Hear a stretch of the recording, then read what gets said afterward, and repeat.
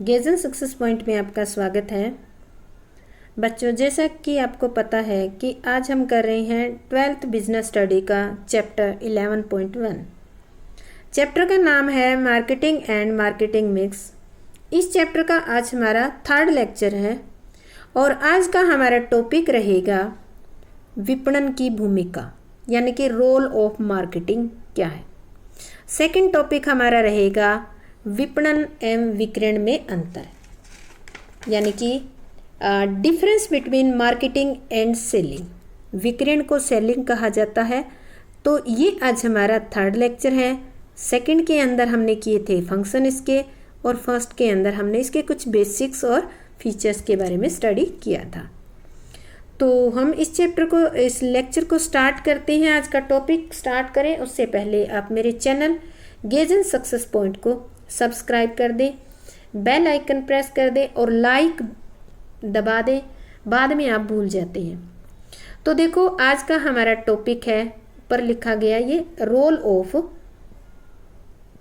Marketing, विपणन की भूमिका क्या है। तो देखो, कोई भी क्रिया जो है अपने आप नहीं होती।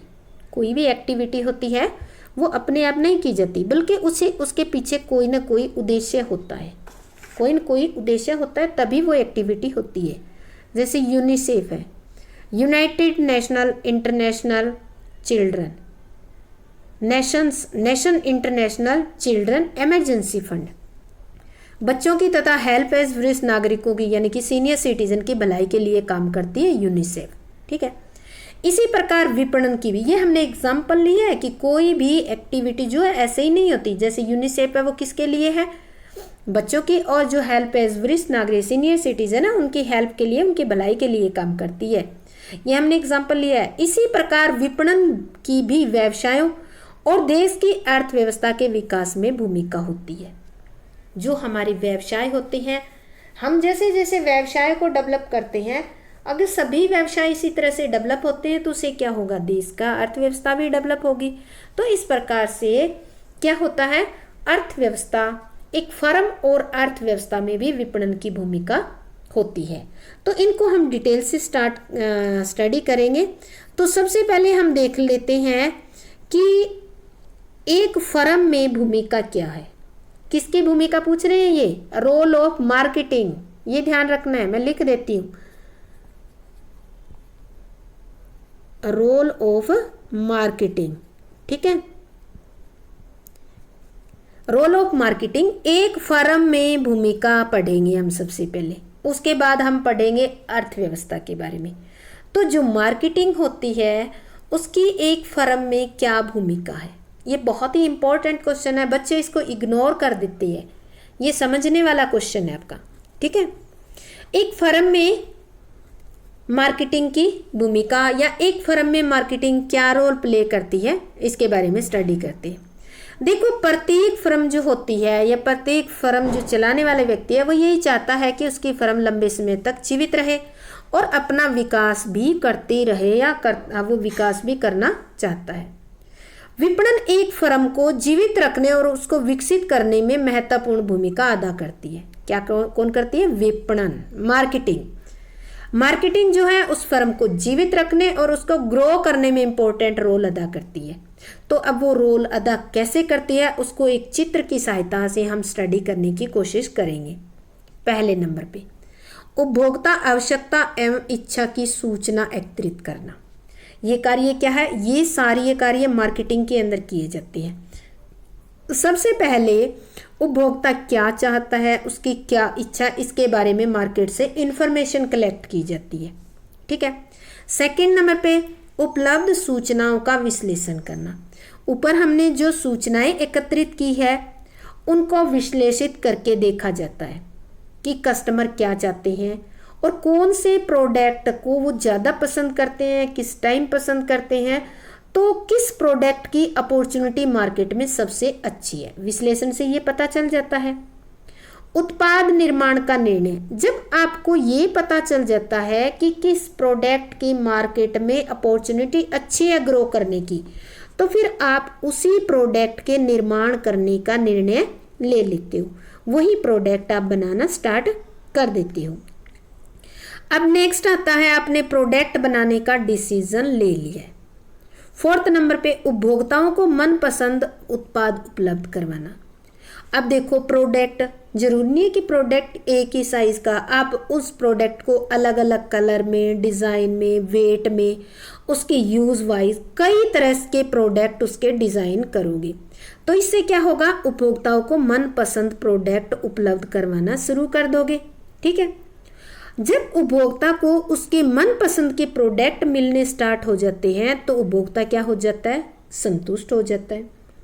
जब उपभोक्ता संतुष्ट हो जाता है तो वो बार बार आपके प्रोडक्ट को खरीदेगा। जब बार बार आपके प्रोडक्ट को खरीदने आएगा तो इससे क्या हो गया, आपके कंपनी की बिक्री में वृद्धि हो जाएगी। अब जब बिक्री वृद्धि होती है तो फर्म का लक्ष्य क्या होता है, बिक्री में वृद्धि करना ही होता है। बिक्री में वृद्धि करने से क्या हो जाता है, आपके फर्म का उद्देश्य पूरा हो जाता है। उद्देश्य क्या था, फर्म दीर्घायु लंबे समय तक चले और फर्म का विकास भी होता रहे। और फर्म लंबे समय तक चलती है और विकास कब होता है, जब फर्म का उद्देश्य पूरा होता है। फर्म का उद्देश्य पूरा कब होता है, जब फर्म में ज़्यादा बिक्री हो। ज़्यादा बिक्री कब होती है, जब उपभोक्ता संतुष्ट हो। और उपभोक्ता संतुष्ट कब होता है, जब उसके पसंद की वस्तु उपलब्ध हो। अब आप उसको पसंद की वस्तु उपलब्ध कैसे करवाओगे, जो प्रोडक्ट पसंद करते हैं उसी को बनाने का डिसीजन लेकर। अब प्रोडक्ट बनाने का डिसीजन कैसे लोगे, जो सूचनाएं आपने कलेक्ट कर रखी है उनका विश्लेषण लेकर। तो इस तरह से क्या होता है कि जो मार्केटिंग है, ये सभी हमने कार्य किए, 8 बिंदु पढ़े हैं, ये सारे मार्केटिंग के हैं। तो इस तरह से मार्केटिंग जो है रोल प्ले करता है एक फर्म के अंदर भी। तो अभी हम इसको देख लेते हैं। उपरोक्त चित्र से स्पष्ट है कि विपणनकर्ता सबसे पहले उपभोक्ताओं की आवश्यकताओं और इच्छाओं के बारे में सूचना एकत्रित करता है। ठीक है, उपलब्ध सूचनाओं का गहन अध्ययन करके किसी विशेष उत्पाद को तैयार करने का निर्णय लेता है। जब उपभोक्ताओं को मनपसंद उत्पाद प्राप्त हो जाता है तो संतुष्टि में वृद्धि होती है। उपभोक्ता बार बार उसी प्रोडक्ट की मांग करता है। इससे क्या होता है, बिक्री में वृद्धि होती है, फर्म का उद्देश्य प्राप्त होता है और फर्म का उद्देश्य प्राप्त होने से फर्म लंबे समय तक बाजार में टिकी रहती है और विकास करती है। इस प्रकार विपणन के माध्यम से फर्म अपने स्वप्न को वास्तविकता में बदलने में सफल हो जाती है। तो ये था role of marketing in a firm. हमने फर्म के अंदर जो मार्केटिंग का रोल है उसको स्टडी किया है। अब हम नेक्स्ट जो पॉइंट है वो हम देखते हैं कि जो मार्केटिंग है उसका एक इकोनॉमी के अंदर रोल क्या है, अर्थव्यवस्था में भूमिका, रोल इन द इकोनॉमी। किसका रोल, मार्केटिंग का। देखो विपणन की एक देश की अर्थव्यवस्था के विकास में भी महत्वपूर्ण भूमिका होती है। जैसे एक फर्म के विकास में महत्वपूर्ण भूमिका थी, सेम वैसे ही एक देश के विकास में भी बहुत महत्वपूर्ण भूमिका होती है। अर्थव्यवस्था के विकास की जानकारी आपको कैसे पता चलेगी, लोगों के रहन सहन के स्तर से। तो जिस देश के लोगों का रहन सहन उच्च स्तर का, उच्च कोटि का होता है, उसे क्या कहा जाता है, विकसित अर्थव्यवस्था वाला राष्ट्र या देश कहा जाता है। इसी प्रकार प्रति व्यक्ति आय, पर कैपिटल इनकम से भी एक देश की अर्थव्यवस्था के बारे में जानकारी प्राप्त हो जाती है। जिस कंट्री के पब्लिक लोगों की पर कैपिटल इनकम ज़्यादा होती है उस देश को विकसित देश कहा जाता है। जिसकी थोड़ी कम होती है उसको विकासशील, और जिसकी बिल्कुल कम होती है उसको अल्प विकसित देश कहा जाता है। अब क्वेश्चन ये आता है कि लोगों के रहन सहन के स्तर को कैसे बढ़ाया जाए, कैसे बढ़ा सके। तो ये विपणन के द्वारा संभव हो सकता है। विपणन के द्वारा अर्थव्यवस्था के विकास की कहानी को हम एक चित्र की सहायता से समझने की कोशिश करेंगे। जैसे कि वहाँ पे अभी थोड़ी देर पहले हमने किया था एक फर्म में, उसमें हम एक फर्म से रिलेटेड सोच रहे थे। यहाँ हम पूरी कंट्री अर्थव्यवस्था से रिलेटेड सोच रही है। उपभोक्ता आवश्यकता एवं इच्छा की सूचना एकत्रित करता है। यहाँ एक सेलर नहीं है, एक फर्म नहीं है, यहाँ सारी फर्म एक जैसा सोच रही है। सारी फर्म, एक देश की जितनी भी इंडस्ट्री है, जितनी भी फर्में हैं, वो सब कंबाइंड एक जैसा सोच रही है। क्या करती है सारी फर्में, उपभोक्ता की आवश्यकता और इच्छा की सूचना को एकत्रित करती है, नई व्यवसायिक क्रियाएं करने के लिए प्रेरित होती है, और कुछ अलग जो पहले एक्टिविटी यानी कि बिजनेस एक्टिविटी नहीं करते थे जो लोग, वो भी जो बिजनेस चल रहे हैं उनको देखकर नई क्रियाएं करने के लिए प्रेरित हो जाती हैं। इससे क्या होता है, नए औद्योगिक इकाई स्थापित हो जाती है, नए नए उद्योग लगने स्टार्ट हो जाती है। अब आपको पता है कि नए नए उद्योग लगेंगे तो रोजगार में वृद्धि होगी, सीधी सी बात है, रोजगार तो इंक्रीज होगा ही होगा। जहाँ इंडस्ट्री ज़्यादा लगने स्टार्ट हो जाएगी वहाँ रोजगार भी बढ़ना स्टार्ट हो जाएगा। जब लोगों को रोजगार मिलेगा तो पर मंथ उनको सैलरी मिलेगी, सैलरी मिलेगी तो पर मंथ सैलरी मिलने के कारण उनकी प्रति व्यक्ति आय जो है वो इंक्रीज हो जाएगी। प्रति व्यक्ति आय इंक्रीज होने से क्या होगा, लोगों के जीवन स्तर में सुधार आना स्टार्ट हो जाएगा, लोगों का जीवन स्तर सुधर जाएगा। जब पूरे देश के लोगों का जीवन स्तर में सुधार आ जाएगा तो इससे क्या होगा, अर्थव्यवस्था का विकास होगा।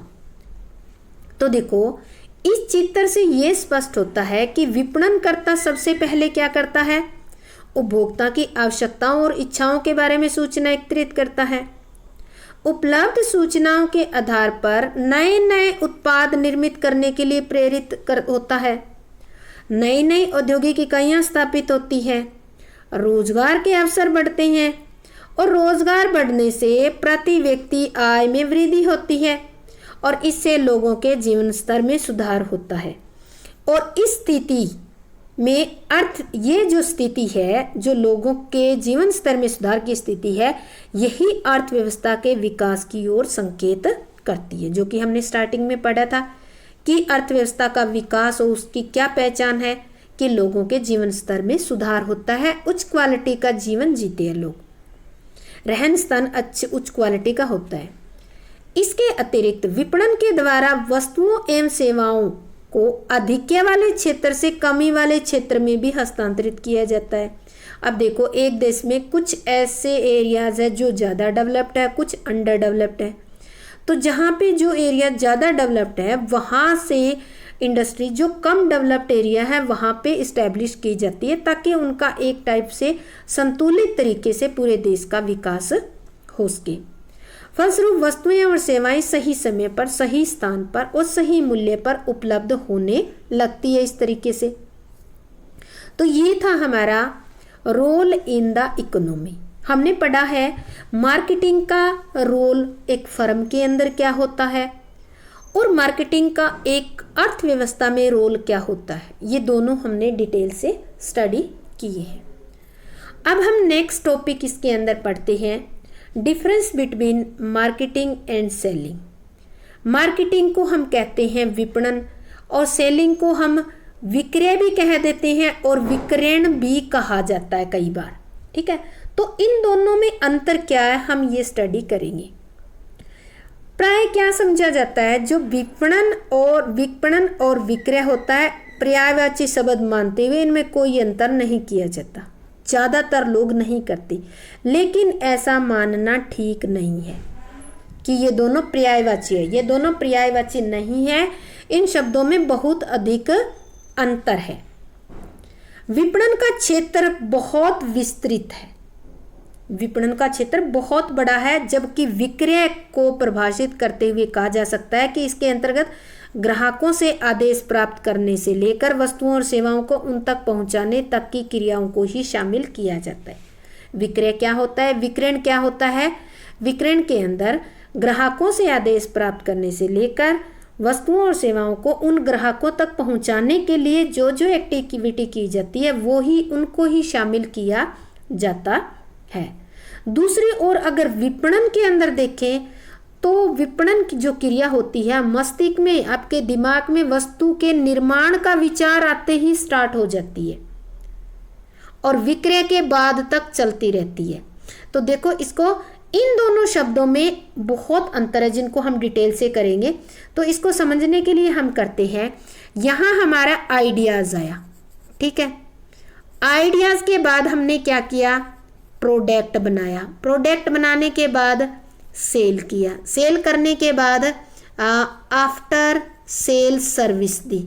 ठीक है, तो ये स्टेप होते हैं। ये चारों स्टेप जो होते हैं वो किस में इंक्लूड होते हैं? मार्केटिंग के अंदर। किस में इंक्लूड होते हैं? मार्केटिंग के अंदर। और यहाँ से सेलिंग से लेकर आफ्टर सेल सर्विस तक ये दो जो पार्ट होते हैं वो किसके अंदर होते हैं? सेलिंग के अंदर होते हैं। ये किस में होते हैं? इसको सेलिंग कहा जाता है। तो आपको उम्मीद है कि समझ में आ गया होगा थोड़ा सा डिफरेंस। तो मार्केटिंग जो है इसका बहुत वाइड एरिया है, क्योंकि आप देख रहे हो कि जो विक्रय है या सेलिंग है वो ऑलरेडी किसके अंदर इंक्लूड है? मार्केटिंग के अंदर इंक्लूड है। तो चलो इसको हम पॉइंट्स के द्वारा करते हैं इनके डिफरेंस को। Difference between marketing and selling. पहला point, part of the process versus wide term. विपणन का क्षेत्र अधिक विस्तृत होता है और विक्रय यानी कि सेलिंग का क्षेत्र संकुचित होता है। क्यों? क्योंकि यह विपणन का ही एक अंग है। नेक्स्ट है स्वामित्व हस्तांतरण बनाम ग्राहक आवश्यकताओं की संतुष्टि। देखो, इसका केंद्र बिंदु ग्राहक आवश्यकताओं की संतुष्ट करना होता है। ठीक है, और जो सेलिंग का होता है उसका केवल स्वामित्व हस्तांतरण। स्वामित्व हस्तांतरण मतलब आपके पास वस्तु है वो विक्रेता तक पहुंचानी है, बस वस्तु को स्वामी तक पहुंचाना ही है। और इसमें तो आफ्टर सेल सर्विस भी इंक्लूड किया जाता है। नेक्स्ट थर्ड पॉइंट आपका है अधिकतम विक्रय द्वारा लाभ बनाम ग्राहक संतुष्टि। देखो, उपभोक्ता द्वारा संतुष्टि द्वारा लाभ अर्जित करने को प्राथमिकता दी जाती है। विपणन के अंदर ये कोशिश की जाती है कि उपभोक्ता संतुष्ट हो और उसी के द्वारा ही प्रॉफिट अर्न हो। लेकिन सेलिंग के अंदर क्या होता है? ज़्यादा से ज़्यादा माल बेचकर आपको प्रॉफिट अर्न करना है। तो इसमें ज़्यादा सेल करके लाभ कमाने पर ज़्यादा फोकस किया जाता है। नेक्स्ट आपका पॉइंट है डिफरेंस क्रियाओं का प्रारंभ व अंत, start and end of activity. वस्तु निर्माण का विचार आइडिया आते ही विपणन क्रिया शुरू हो जाती है और इसका अंत ग्राहकों के संतुष्ट हो जाने के बाद होता है। आफ्टर सेल सर्विस कंप्लीट होने के बाद, उनकी फीडबैक मिलने के बाद विपणन का जो कार्य, मार्केटिंग का काम जो है कंप्लीट होता है। और विक्रय यानी कि सेलिंग क्रिया वस्तुओं के उत्पादन के बाद आरंभ होती है, उत्पादन होने के बाद स्टार्ट होती है और विक्रय हो जाने के बाद ये क्या हो जाती है? समाप्त हो जाती है। महत्व में अंतर, डिफरेंस इन एम्फेसिस। इसके अंदर उपभोक्ता संतुष्टि को महत्व दिया जाता है और इसके अंदर विक्रेता संतुष्टि को महत्व दिया जाता है। यानी कि विक्रेता कब संतुष्ट होता है? जब उसको ज़्यादा से ज़्यादा प्रॉफिट मिल जाता है। ठीक है, नेक्स्ट है सिक्स्थ पॉइंट आपका रणनीति में अंतर, डिफरेंसेस इन स्ट्रेटजी। इसमें जो स्ट्रेटजी, मार्केटिंग में जो स्ट्रेटजी होती है वो होती है पर प्रोडक्ट, प्राइसिंग, प्रमोशन, डिस्ट्रीब्यूशन। इन चारों चीज़ों पे ध्यान दिया जाता है। ठीक है, जबकि सेलिंग के अंदर केवल प्रमोशन पे ध्यान दिया जाता है कि किसी भी तरीके से प्रमोशन करके बिक्री को बढ़ाया जाए और विक्रेता को ज़्यादा से ज़्यादा लाभ हो जाए। तो इस तरह से आज हमने 2 टॉपिक किए हैं, role of marketing and difference between marketing and selling. उम्मीद करती हूँ कि आपको बहुत अच्छे तरीके से समझ आ गया होगा। तो इसके लिए आपका बहुत बहुत धन्यवाद। जय हिंद, जय भारत।